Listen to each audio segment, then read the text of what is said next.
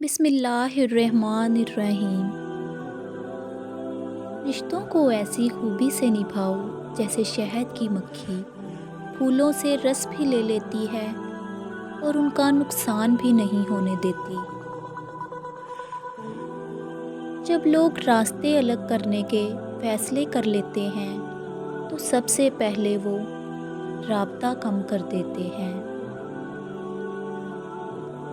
کسی سے رشتہ توڑنا ایک انتہائی تکلیف دہ عمل ہے، لیکن جہاں پر آپ کی عزت، ضرورت اور قدر ہی نہ ہو، وہاں سے دور جانے میں ہی خیر و عافیت ہوتی ہے۔ وقت آپ کی زندگی میں ایک سکے کی مانند ہوتا ہے، صرف آپ کو ہی پتہ ہوتا ہے کہ اسے کس طرح اور کہاں خرچ کرنا ہے۔ جسم اگر گندا ہو تو لوگ دور ہو جاتے ہیں، لیکن اگر دل گندا ہو تو رب دور ہو جاتا ہے۔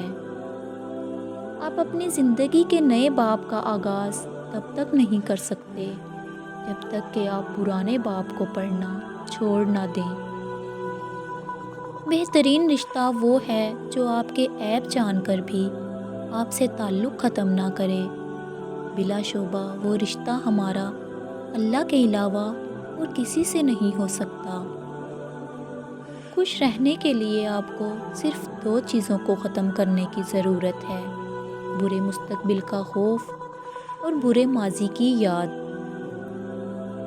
آپ کے ارد گرد کوئی مجبور، پریشان حال یا مصیبت زدہ ہے تو یہ مت سمجھیں کہ یہ اس کی آزمائش ہے، یہ آپ کی بھی آزمائش ہے۔